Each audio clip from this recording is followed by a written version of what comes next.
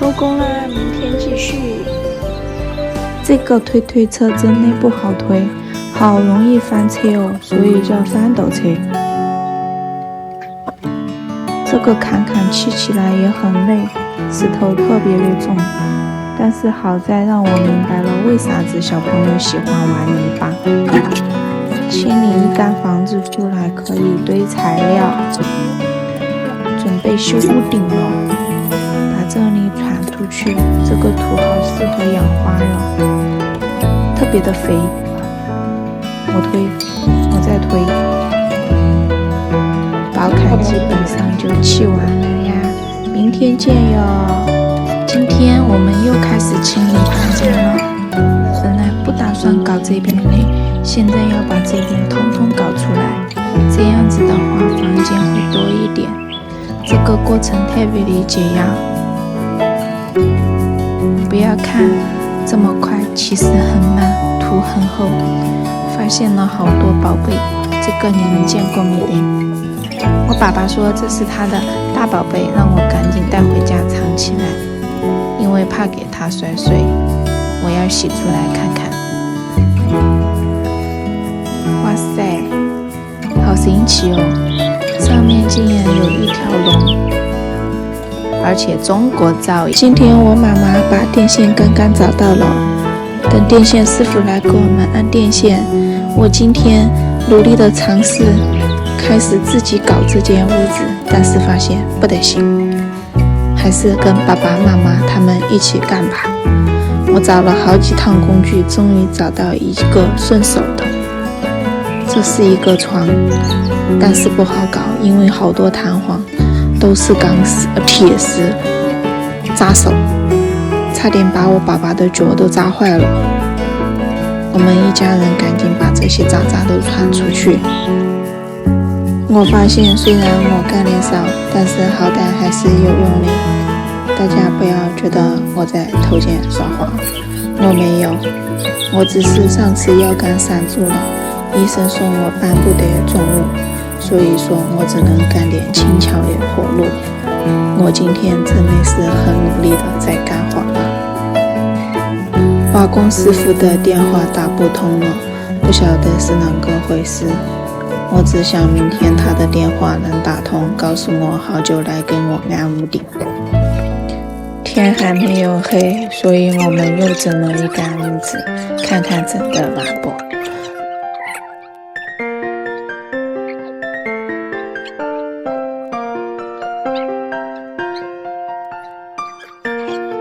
听我爸爸说，今年什么都在涨价，材料又贵了，人工又贵了，把这个屋顶弄好都要花好几大万。我说我们还是把菜种好吧，这样子可以节约一点，不能开源我们就多多的节流。我又要说我的瓦工师傅，你好久可以来帮我把瓦弄一下呀，不然的话过年哪个搬得进去住嘛。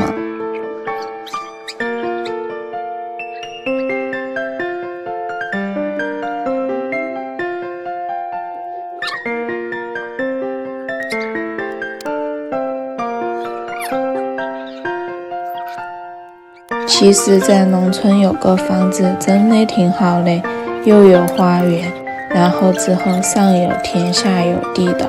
今天着实太累了，明天见哟。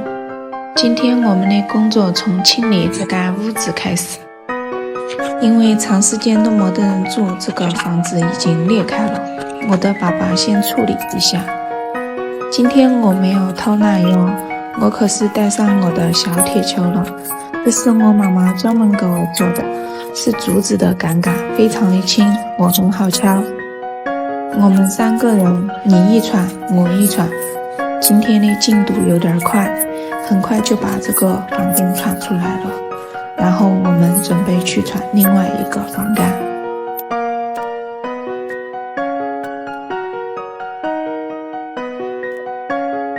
这个地上有藤蔓，有瓦片，还有好多泥巴，上面的房子刚刚塌了，然后长时间都没有人，它就磨烂了。今天特别开心的就是瓦工师傅来了，这个师傅是我的一个斗友给我介绍的，我特别的感谢他，我准备请他吃大餐。这个师傅看起来特别的专业，他左看看右看看，跟我爸爸妈妈说了方案。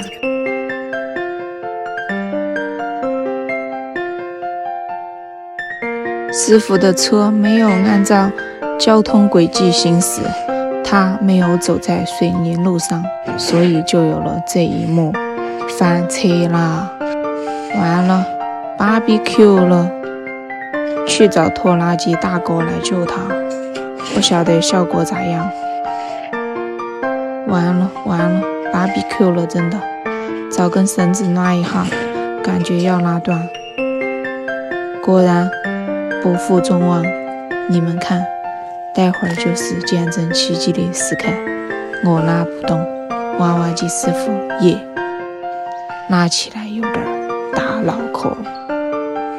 师傅又下来了，又上去了，不晓得他在干啥子，咋个不按照交通轨迹来行驶嘛？水泥路上巴巴适适的，不听。完了，BBQ了，娃娃机师傅来帮忙。啥子屁儿法都想搞了，又磨得干净，只能拿着顺在那里拉。我感觉这个方法肯定有效果，我在旁边一直喊加油助威。看你们看是不是很有效果？拉上来了，但是你们一定要仔细的看，仔细的听，最后马上到精彩。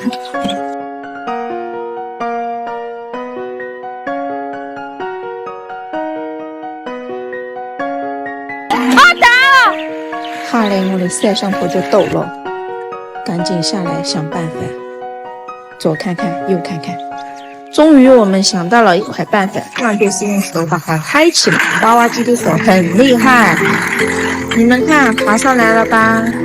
今天太累了，就这样，明天见。大家早上好呀！今天木工师傅全部都来了，妈呀，吓死宝宝了！他在干啥子？哦，原来是那个瓦那里很危险，师傅说了先把它清理一下。我来干点我适合的活路。今天最重要的就是踢砖，我先把这个泥巴里面的砖踢了，这个比较简单。踢砖的意思就是要把之前用过的砖重复利用。算了，一个人干活没得好好耍，还是跟妈妈他们一起干吧。这个上面沾满水泥的好难弄哦。给你们看一下，要用这个刀，特有的刀，把它全部敲掉，敲得干干净净的，不然的话，新建的时候就没法用。给你们展示一下我们今天的劳动成果，这里我用了加速。现在的砖很贵，一皮砖都要5毛钱，我使劲敲，我今天就可以赚50块钱。嘿嘿，其实我今天50块钱都没有赚到。这个水泥跟砖真的是相爱相杀，好难得踢哦！我用这个刀使劲的砍都砍不动。要是踢不干净，新的水泥跟它两个又整不平，我的手帮子真的好污哦！明天咋办哟？一晃天就黑了。出师不利呀，第一个就敲不动。我准备上大锤，我看你有好厉害，看还不是被我锤下来了。在绝对的大锤面前，你就乖乖的束手就擒吧。昨天晚上又下过雨，今天的砖真的不好踢。我们每个人都很认真的在踢砖，这是我的妈妈，她也用上了锤子，不过她是小锤子。给你们看一下我们的战果。我估计有1500匹砖左右，但是我不确定。你们看，这里有一堆，这是昨天踢的，最后面那一点点就是我踢的，感觉很少的样子。多早的就在修路了，这个荡荡有点深，推点火砖来把它填一下，然后我们就边踢砖边等师傅来，就是太费手了。我们盼星星盼月亮，终于把它盼来了。这个车车有点高，我们要把路再砍一下，把这个树枝拉起走，它阻碍到我们的车车了。盼星星盼月亮，终于把安电线的师傅盼来了。这个活路我们一般人还搞不好，一个师傅在上面绑电线，我妈妈在下面帮他砍树。师傅们先把线绑在那个杆杆上面，然后要挖个洞洞，把那个线绑在那个桩桩上面，再往里面灌水泥把它固定住，这样子的话那个电线才拉得稳。看起来比较简单，但是也用了一上午。第二个振奋人心的消息就是拉材料的师傅的车车今天终于拱上我们家的坡坡了，隔着屏幕都能感受出我有多激动了吧。电也通了，材料也送来了，那就意味着我们要开工干了。俗话说未雨绸缪，我们今天多早的就把挖挖机师傅喊来了。果不其然，又要挖挖机师傅帮忙。今天拉了钢筋、水泥、活砖。钢筋是用来支撑那个窗户上面那个杠杠的。我发现我真的很喜欢翻斗车，我觉得太实用了。下面铺一个木板板，然后垫一下纸，把水泥都搬到上面铺起。不出意外的话，明天我们就要开始动工了，耶！看到没有，老板都是翘脚的，他们把手腕子一挎，看到师傅干活就可以了。我们家的新成员丢丢，他不管啥子时候都要把工人看到起，生好怕他们偷我们的东西了一样。我感觉丢丢开始适应他的工作了已经。师傅码的这个水泥码的标标准准的。今天是轻松而愉快又充满希望的一天哟，明天加油干，明天上好呀。今天的主要工作就是帮我们买的二手木料打磨一下。我的爸爸也上手了，你看他好努力的在刮哦。今天师傅很多，大家都在处理木料，先把这些木料刮出来，把它的毛刺给它打磨干净，这样子的话才好看。二手的木料打磨出来之后，原木的颜色深浅不一，因为这些木料不能保证是同一批整出来的。我本来很纠结，要怎么才能把它们整成一个色。网友跟我说，就这样子才叫做原木呀。这间屋子它的窗户坏了，所以说窗户那里要重新弄过。今天的主要工作就是这些啦。这间厕所有点小，把它打了扩宽一点点。我们明天见哟！大家早上好呀！今天的工作就是继续处理这堆木材。师傅先用那个墨斗把线弹一下，要弹成直线。我好害怕这门手艺失传哟。现在很多东西都是机械化的，这种人工的还是少。特别是古代人民的那个榫卯结构的智慧，现在都是用钉子钉一钉。我自己是特别喜欢实木的东西的。这个师傅拿起他的小锯子在那里锯，我好想帮忙哟。算了，等以后做那种轻巧的活路我再上。明天水泥师傅的工作就要开始了。我们的木料还没有够，然后之后我的小姑姨她要去帮我们找一点木料。又是美好的一天，我们明天见哟！正好呀，你们认识这个机器不？这是水泥搅拌机，大概应该叫这个名字吧，就是把水泥和沙和在里面搅匀，这样子砌墙的师傅就可以用。今天师傅们就来把那些要倒了的墙重新砌一砌，加固一下子。你看这块师傅技艺娴熟，感觉很厉害的样子。他们绷了好多根线，应该就是为了把那些砖砌在一根直线上面。这2天的天气不是很好，有点影响进程。师傅们都分工比较明确，每个师傅都在干自己的活路，我们就只有打杂。师傅喊我们递东西的时候，我们就跑得飞快。我是一块砖，哪里需要哪里搬，就是这样子的。那好呀，多早的我们就来木料厂买木料了，然后下了单，师傅过几天给我们送来。现在每天不是在砌砖，就是在递东西，师傅们都干得热火朝天的。我们不太专业，只有打下手，毕竟这个房屋还是要质量好一些好。那个窗户不牢固，所以说重新弄了一下子。师傅们兵分2路，有的在敲洞，有的在砌砖。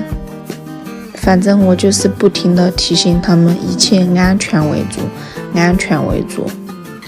按照这个进程的话，过年之前还是可以弄1-2间屋子出来睡的吧。我现在最主要的就是在思考我那个花园要怎么弄，因为太大啦。你们见过有2-3千平的花园吗？我估计应该有1500到2000平吧，那个花园。大家跟我一起期待嘛，明天见哟。早好呀。你们知道师傅在干啥子吗？师傅在弄这个楼堑，因为我们上面要铺板板，但是上面具体要弄什么我们还没有想好，有可能会弄那种阁楼房间，也有可能只是用来储物。这个窗户坏了，重新弄的，水泥快干了，所以要趁它干之前把多余的水泥都打掉。屋顶的造型我们想用那种传统的，有点偏中式的。师傅把那个顶要砌一下子才好摆造型。我们能干什么呢？就只有打杂了呗。师傅喊我们传水泥、和砂浆，然后就给他们提过去，他们随时可以用。每天都有一些小的改变，这样子过年就能搬进去住了吧。明天见哟。大家早上好呀。今天这个锤子有点重哟，我的妈妈自己在那里锤，给你们听一下原声，特别的解压。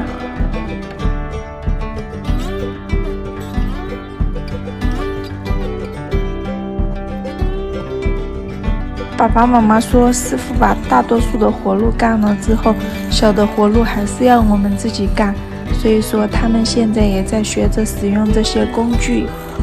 一开始还是很害怕的，多告几下就好了。楼堑基本上都安好了，就等后面这些弄完了之后铺木板板。现在师傅把那个洞要堵住，就把水泥那些和一和磨一磨。其实我感觉这个工作我也可以干的样子，但是那个脚手架有点高，我还是有点害怕。之前这个房子是2间，现在我们要把它变成1间，所以说就把中间那个墙打掉了。爸爸跟师傅们一起把买好的木料下来，然后明天就接着干。我们明天见哟。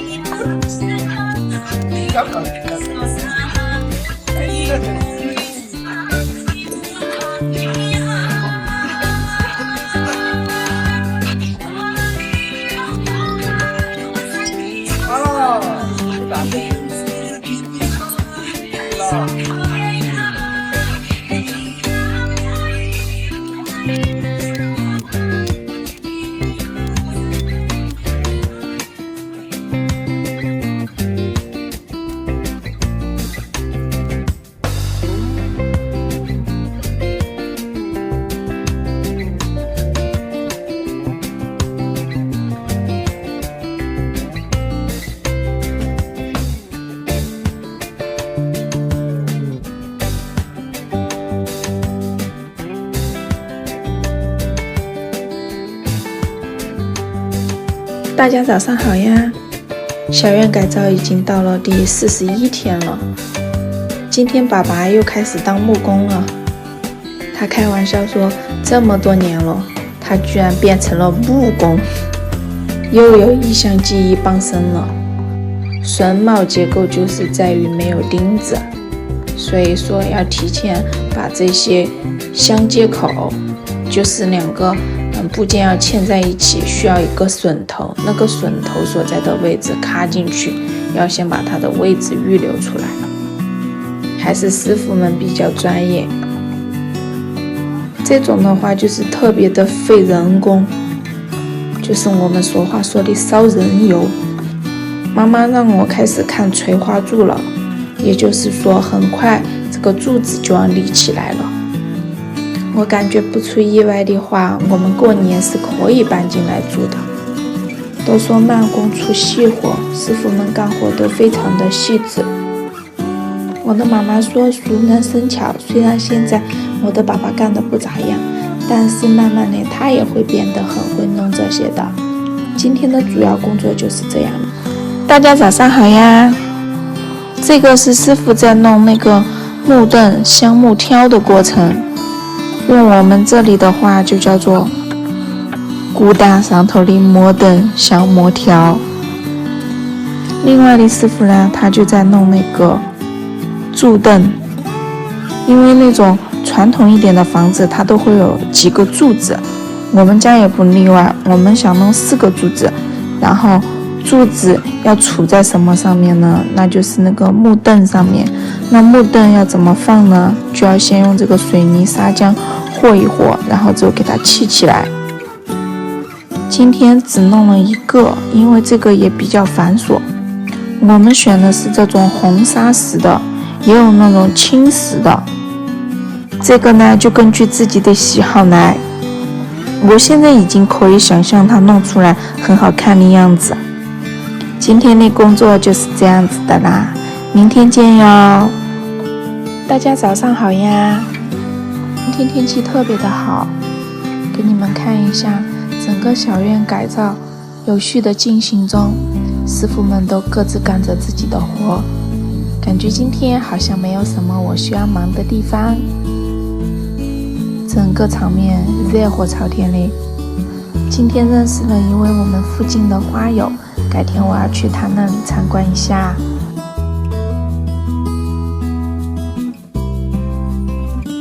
基本上到点我回家就要给师傅们做饭。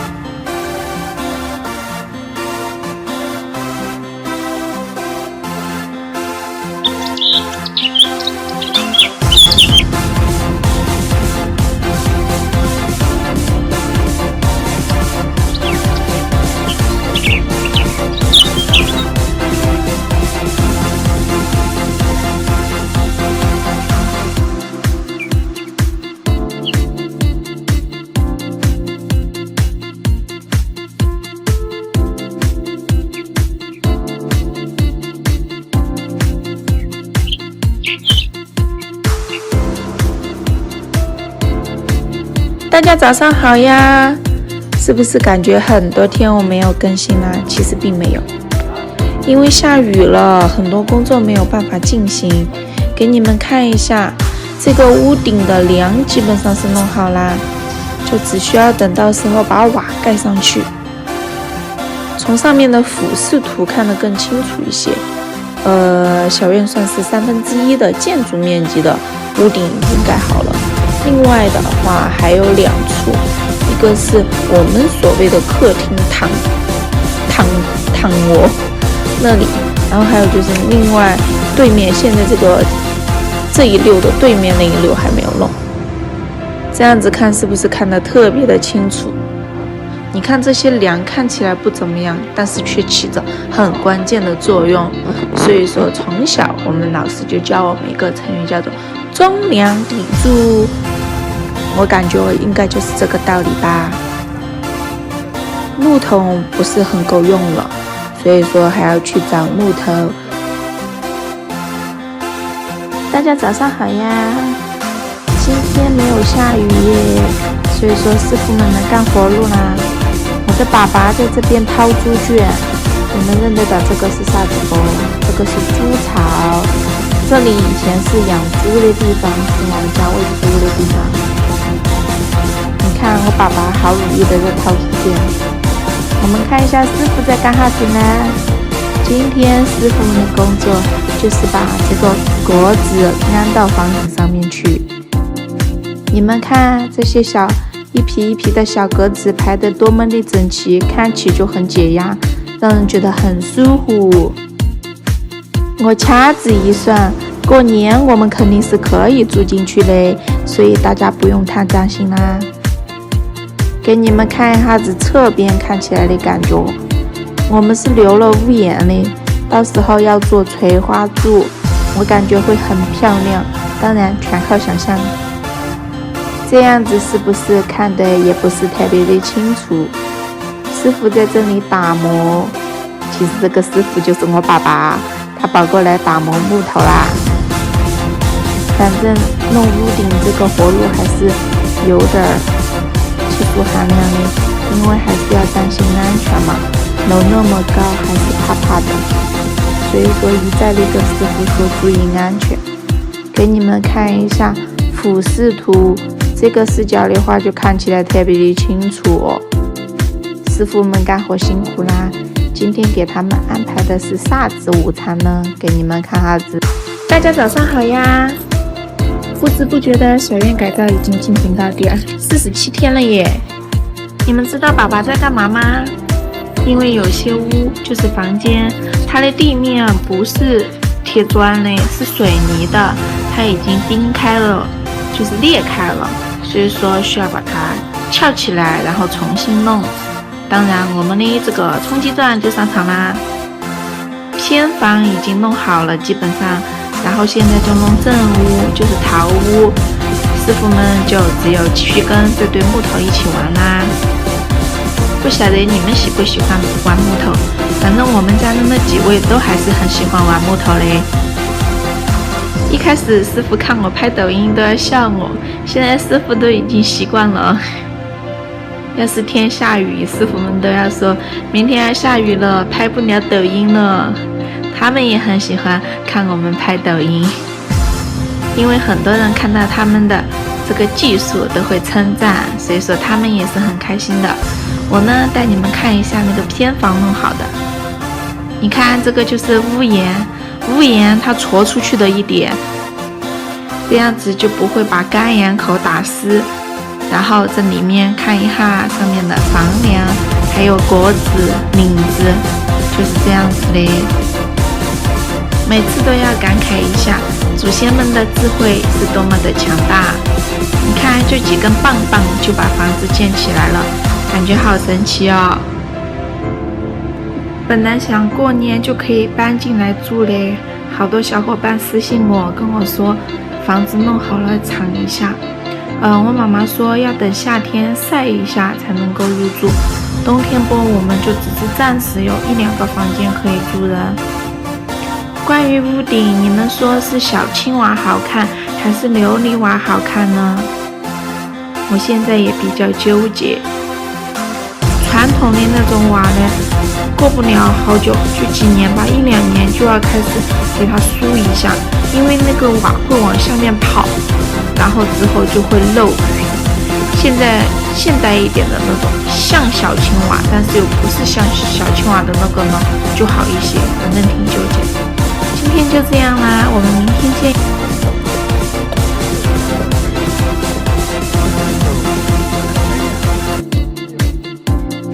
大家早上好呀，有没有发现有啥子不一样呢？今天我没有一开始就跟你们问好，你们听一下师傅的聊天。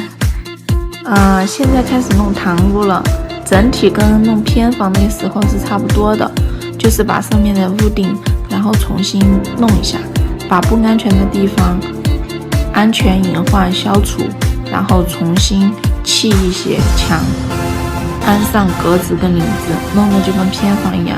你们看一下，就这样子，是不是很漂亮？这是远景图，就可以看到我们的这个房子呢，它是有前院跟后院的，左手边就是它的一个后院，右手边就是前院。我们看到的已经盖好屋顶的就是左侧的偏房，另外的话就是右侧的偏房。很多网友都跟我们说过年肯定住不进去，然后仔细的考虑了一下，可能确实是的，因为现在下过雨，这个房子是湿的，要等它干了。然后今天冲击站呢被师傅拿去用了，爸爸妈妈只有用最传统的锤子加那个我也不知道是我们叫凿子，就是钢筋，有一个凿的钢筋，就是我爸爸手里拿的那一个，我爸爸凿，我妈妈敲。其实看起来很简单，真的很费劲。等房子的盖子都盖好之后，要等它经历过夏天，等它干透了才能够装修，大概的情况就是这样子的。大家早上好呀！今天跟昨天天气都有点奇怪，就有点飘雨，所以说师傅们都没有来干活，爸爸妈妈自己把这堵墙拆掉，这是之前没有舍得让挖挖机挖的，想的是能用就用，结果现在手动把它敲掉。看这种视频就是内容会引起极度的舒适，特别解压。我给你们放了加速，你们看是不是很解压呢？我们乡坝头叫做院墙，不晓得城里有没有呢？我发现改造就是不停的拆了又把它修起来，就是一个怎么说呢？感觉就是重复工作的一个过程，但是你又不可以说它是无用功，跟我们生活里面很多事情都是一样的。为什么下雨天师傅就不来干活呢？因为现在的活路基本上都是房顶，下雨天的话，因为墙就那个梁它是湿的，那些木头，房顶作业的话特别的不安全，所以说下雨天一般师傅就不会来干活，都是我们自己搞。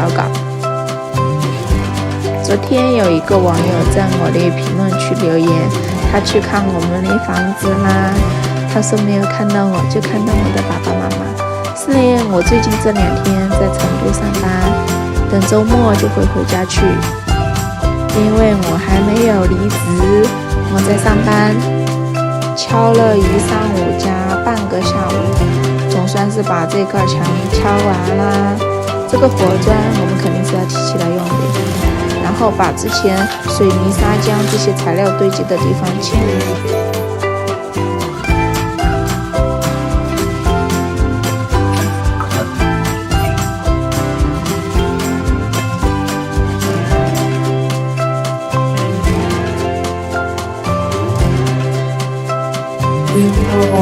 Hab die ganze Welt geteilt, von Singapur bis Everett.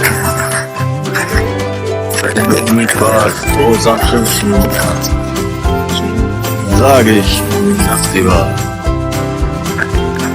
Ich war eine harte Überfahrt. 10 Wochen nur das Deck geschrubbt. Hab die Welt verflucht, in den Wind gespuckt. Wasser geschluckt.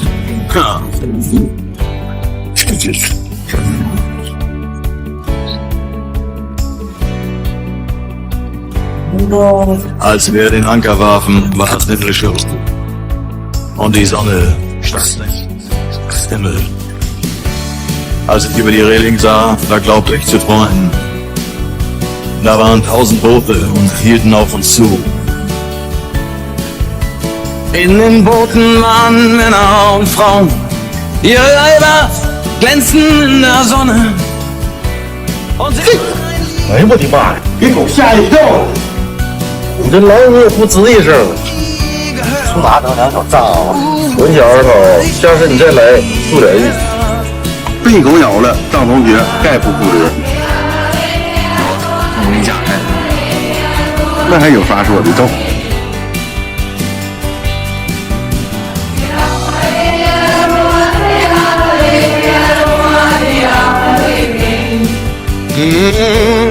Ihre Boote machten längsseits fest und mit dem Wind wehte Gelächter herüber. Sie nahmen ihre Blumenkränze. 大家早上好呀！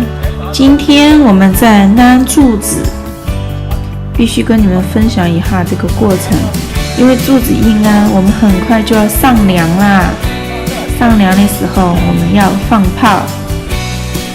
然后还要放烟花，还要篝火晚会，好安逸哦！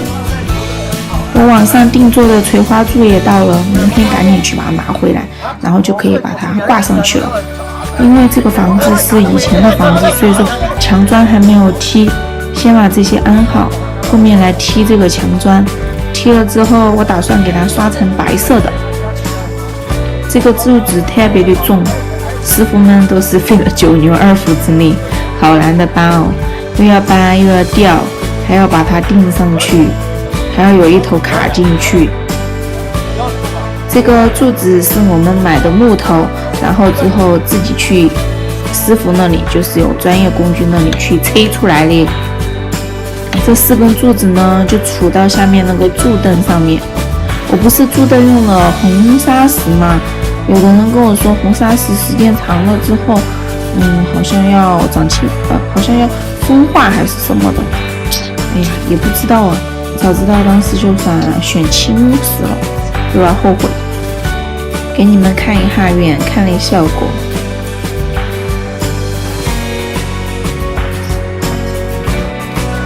我感觉应该很快就可以看到哇，全部盖起来的样子了。今天就是这样子呢，我们明天。大家早上好呀！今天天气特别的好，小院改造一切都很顺利。你看，工人从房顶上小心翼翼地走下来。右边呢是我们的偏房，已经开始盖瓦啦。然后最后选了那种复合型的瓦，因为这样子的话不用年年都要翻瓦，很不安全。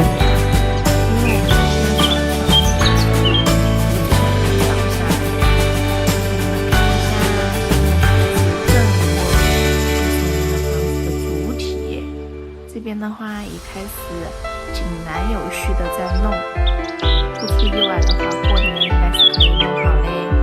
因为只要那个房顶一扛，就看起来像个样子。有好多朋友跟我说，这种12墙不牢固，没有24墙牢固。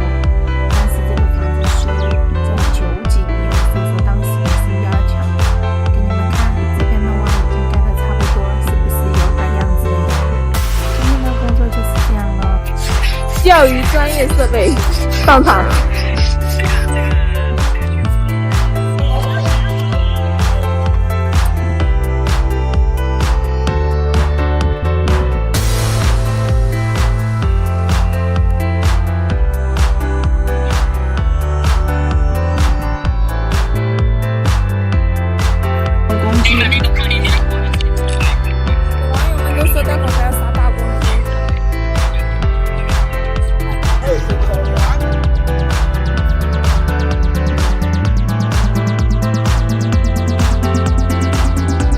大家早上好呀！今天是小院改造的第55天，严格来说的话，但是前2天没有更新，那姑且就算53天吧。主体房子的挡水条安好了，木工师傅基本就退场了，把今天干完了之后，接下来就等瓦工师傅来把主结构这边的瓦铺上。我们这边这个挡水条都是用的红色，因为不要大红大紫，吉利一些。因为房子是用的榫卯结构，所以说基本上都看到师傅在锤。前2天网购的垂花柱也到了，今天就让师傅把垂花柱安上去。因为只买了那个锤头，所以说柱子镶嵌的地方还是需要木工师傅现场给我们做出来。垂花柱我选的尺寸是15乘以60的尺寸，因为这样子会协调一些。然后师傅根据那个梁柱头的那个梁吧，它的尺寸，然后把它镶嵌进去，大概就是这样。大家早上好呀！成都迎来了今年的第1场雪，整个朋友圈都是雪。然后爸爸妈妈怕雪下大了，所以说准备给丢丢我们家那条小狗狗做一个狗屋。刚好修房子剩下的材料还有很多，所以说趁着今天下雪，工人也没有办法干活，爸爸妈妈就自己动手给丢丢做房子啦。平时看抖音里面其他改造小能手干起来好像很简单的样子，到自己发现还是挺难的，因为会遇到很多小问题。毕竟不是专业的木工，反正就是这里不合适又重新搞一下，那里不合适又重新搞一下。今年的冬天其实没有往年冷，但是这个雪下的也是猝不及防，前天开始降温的。晚上的话温度大概也就只有0下了吧。因为我们现在自己是住在舅舅家的小房子里面，所以丢丢没有自己的房子，我们给他住一个小木屋。第一次搞这个，可能造型不是特别的漂亮，但是想着丢丢嘛，给他弄个小木屋，他有地方住就不会很冷。刚好刷屋檐剩下的挡水板，他们说叫吊檐子，还有把他的房子也刷成大红色，这样子的话红红火火过新年，是不是有模有样的了？反正我感觉挺好的。都说大家早上好呀！不知不觉的小院改造已经到了57天了，主体的结构也基本都完成了。然后正房子的屋顶应该是最近这2天就会完工。今天师傅在做最后的工作，然后就等瓦工把那个琉璃瓦安上去。很多网友都在问我们这个房子有几个房间，总共的话是8个房间。我们看到的这个正屋的话，它是有旁边有1个、2个、3个、4个、5个、6个房间。正屋的话是有6个房间。今天爸爸妈妈呢就把丢丢的房子再弄一下，因为下雪嘛没有弄完，所以说今天天气好就擦布完善一下。有一些网友问我们，就突然间回农村心态有哪些变化？其实都还好，我们这里离市区也不是很远，又在高速路附近，开车的话2个小时就可以到成都了。其实农村生活真的是属于那种平凡简单，让人身心特别愉悦的一种生活吧。爸爸用喷漆把那些没有喷到的地方完善一下，再把那种有倒刺的地方喷一下，这样子的话丢丢的脚就不会被割到。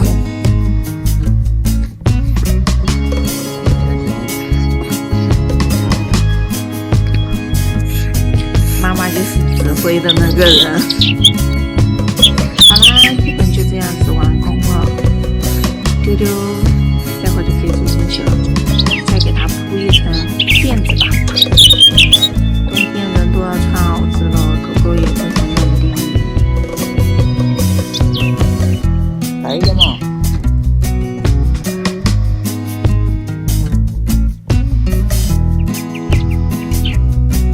有没有觉觉得这个沙发布其实是个沙发垫子吧，颜色跟这个小别墅特别的搭配。它是橙红色的，别墅的顶子是一个大红色的。丢丢就直接睡进去了，然后他根本就不想出来，怎么叫都不愿意。丢丢，你看是不是特别的？丢丢快出来！丢丢，丢丢。天气生活就是这样子。我们明天大家早上好呀！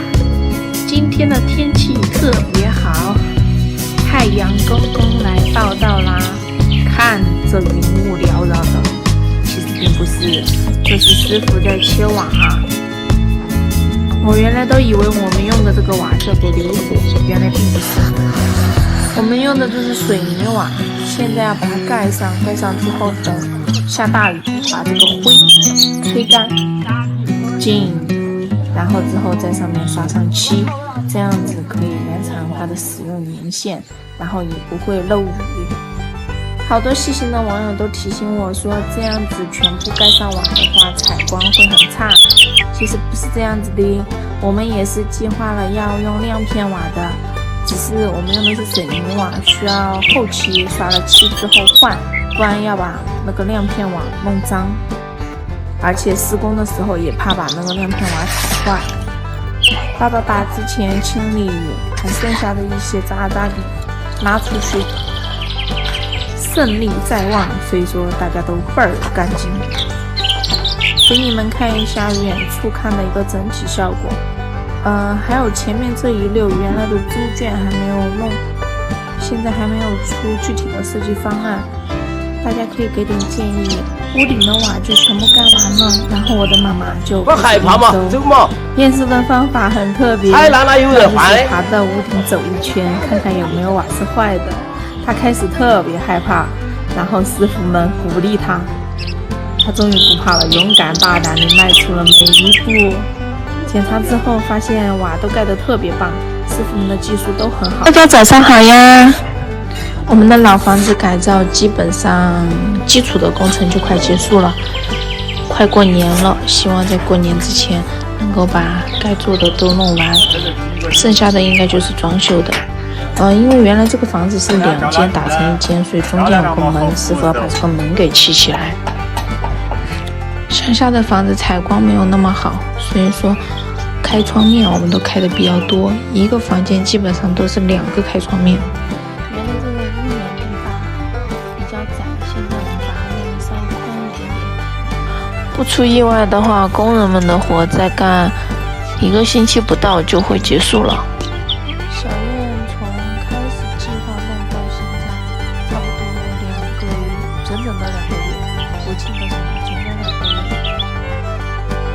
进程上面来说的话，一切都是按照原计划在进行。因为请了师傅，也没有特别多返工的地方。有些网友私信问我，就是这个开销花费这些，目前我们还没有完全的细算。这个位置本来的话有一堵窗，现在把它砌起来了，然后需要把这个水泥抹一遍。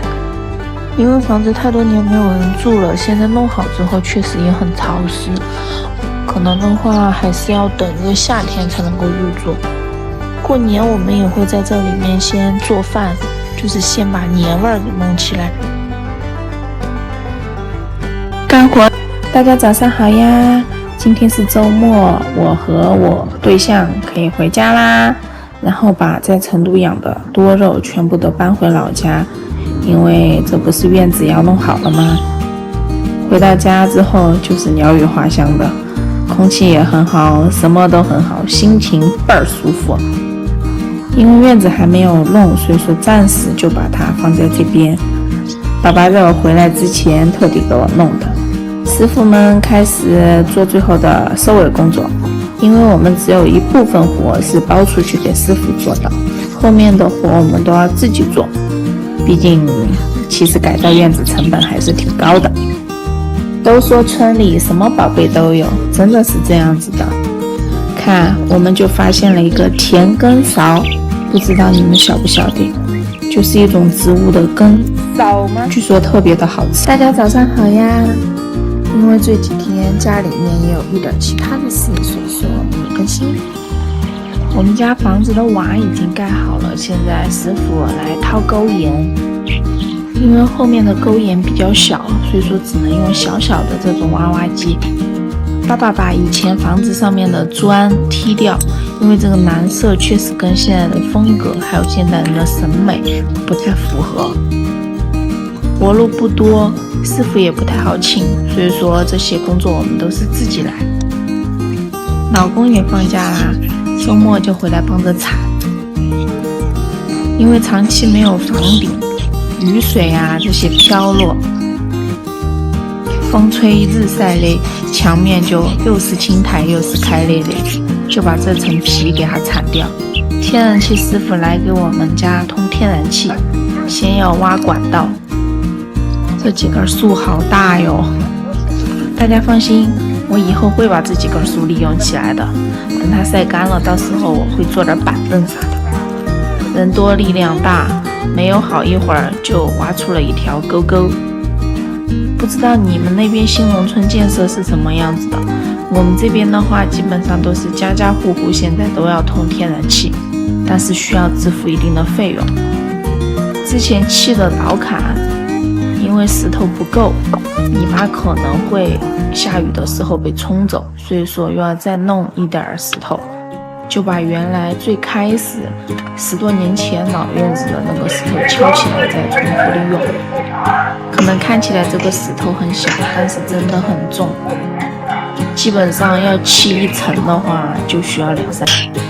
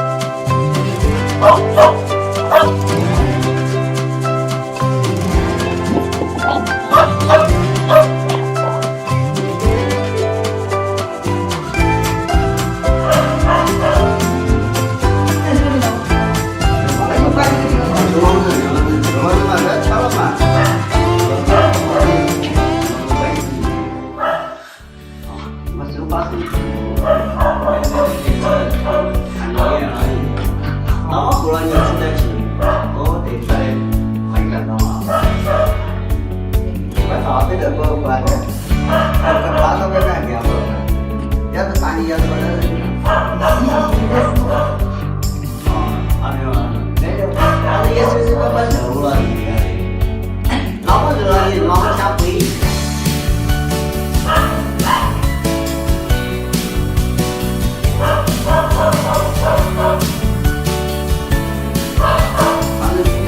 不看不报了。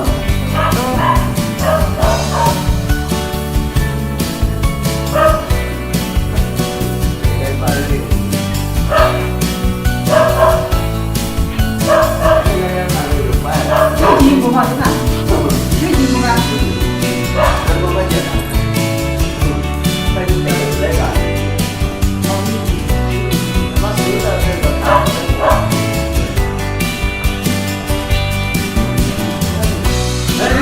我把它给我这样的，说你现在要小孩，要大班儿去养嘛。你不管大要的，你说反正就是管的是三平，是那边那个也要你做你感觉的，也要努力。你当时家里。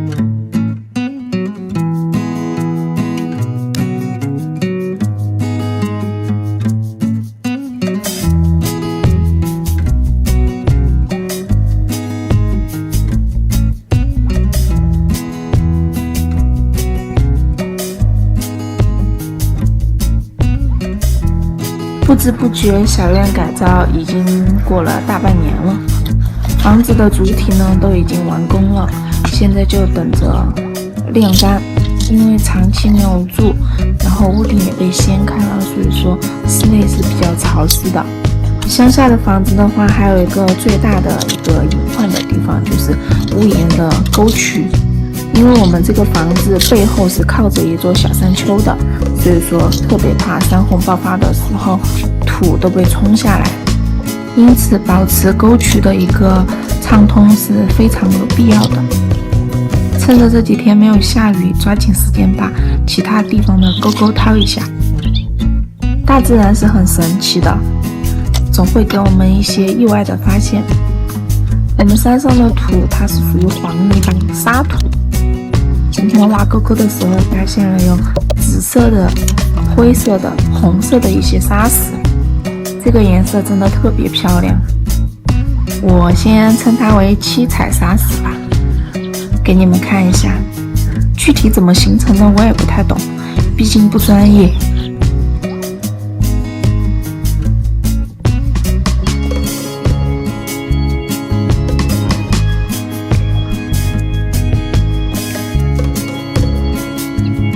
这块石头呢，它就是有点偏红砂石的那种颜色。大自然真的是鬼斧神工。沟渠掏了之后，我们现在就要埋下水管了。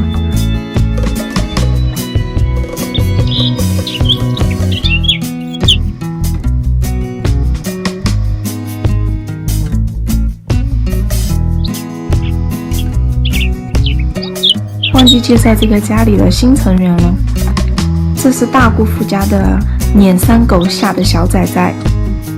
据说这种狗在山里面是用来打猎的。它身形矫健，奔跑起来速度相当之快。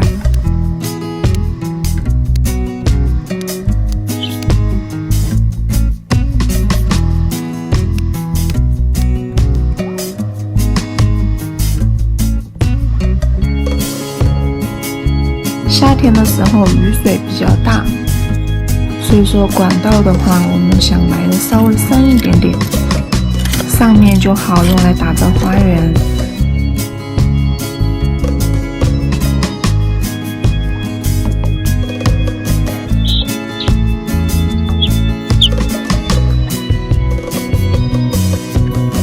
自打回来修这个老房子之后，爸爸什么都学会了，木工他也会一点点，瓦工他也会一点点，现在开始学习水电了。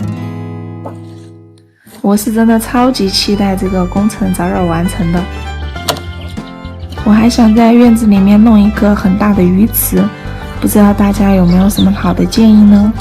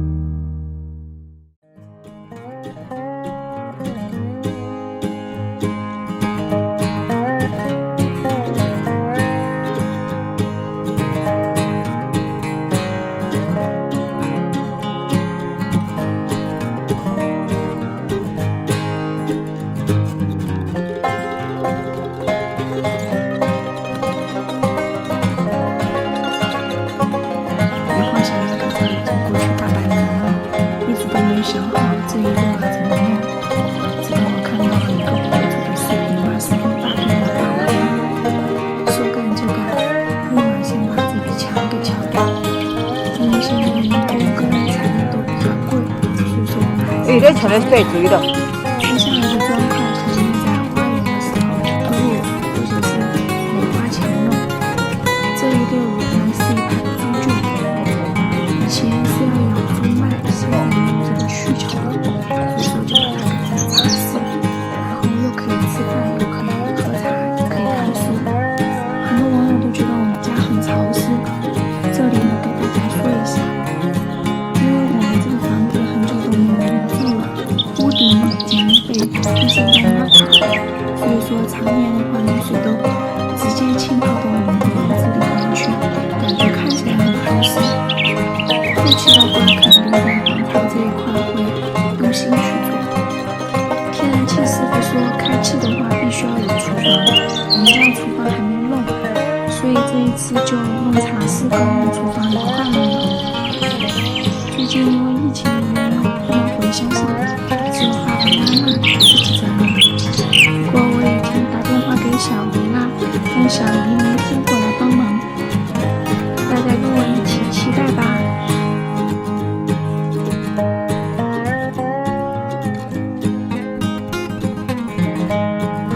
我真诚地邀请春夏秋冬，让四季也偏爱我繁华的职园，让我的每一朵花都开成我小心翼翼的执念。假如我还没遇见你，那你一定要小心活住，小心车水马龙的人间少年，我们终会相遇的，对吧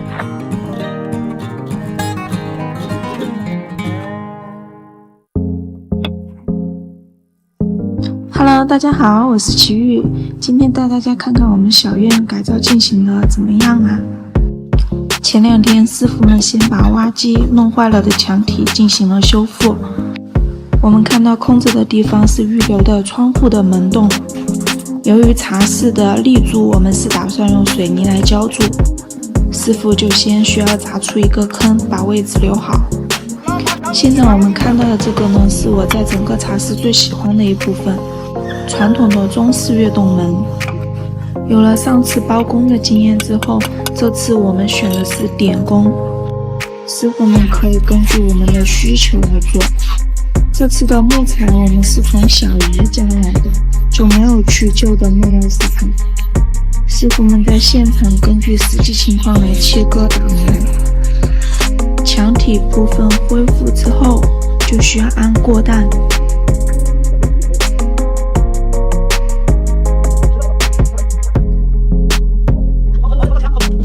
这个过程还是比较危险的，所以说如果有跟我一样正在改造小院的朋友，一定要注意安全哟。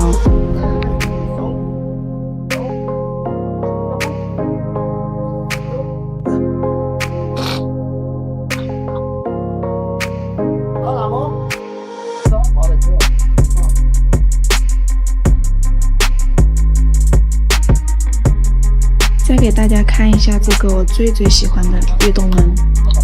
由于预算有限，柱子我们用的就是水泥浇筑的，最后是什么效果我也不知道，心里还是比较忐忑的。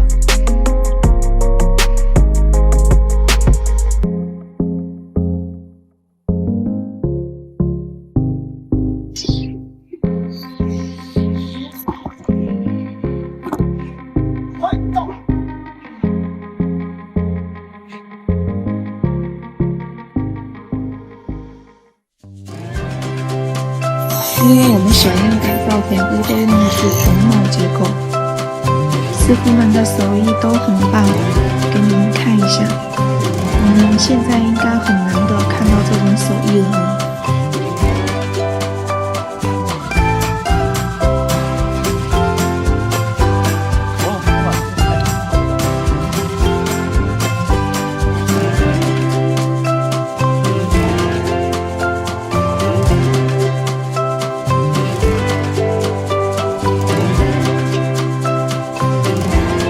敲敲打打之后，已经改造好的木头。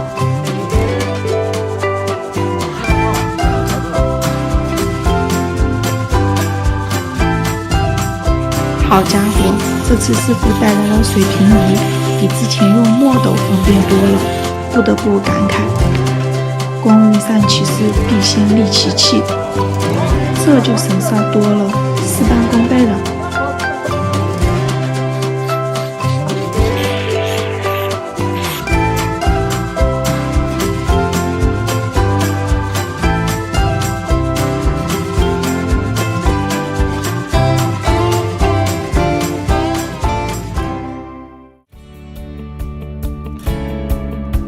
现在茶室的基本框架已经弄好了，大家对于茶室有没有什么好的建议呢？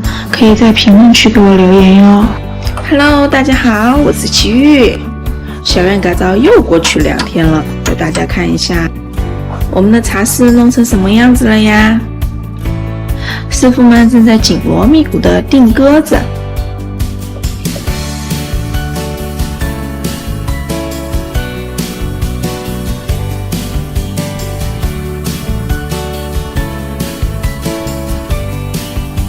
1、2、1，我又来给师傅加油打气。挡板那必须要刷我喜欢的大红色。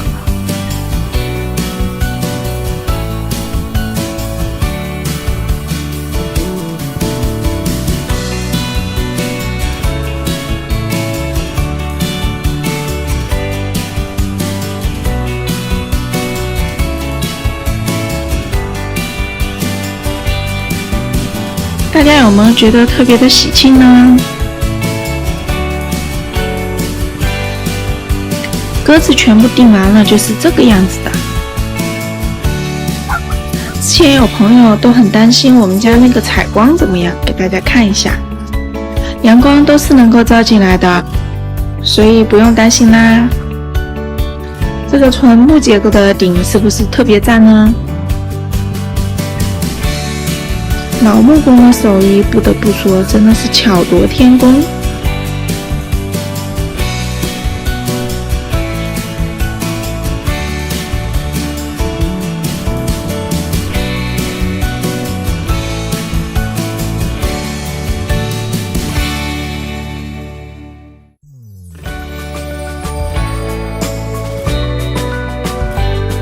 我们的小院改造，大家有什么好的建议吗？可以在评论区给我留言哟。Hello， 大家好，我是奇遇，带大家来看看我们小院改造进行到哪里了呀？有没有认识这个东西的小伙伴呀？这个叫做垂花柱，在传统的中式建筑里面运用还是比较广泛的。茶室改造主体工程已经到收尾的阶段了。今天师傅们的主要工作就是把屋顶的瓦片盖好。之前一直比较纠结是用小青瓦还是水泥瓦，最后还是选择了水泥瓦。因为小青瓦的话，隔个1、2年就必须翻一次瓦，瓦要缩下来。水泥瓦的话，它的使用寿命的话，大概有个10年左右，也不用经常翻瓦，也不会漏水。所以说综合考量下来，这种比较适合我们的小院。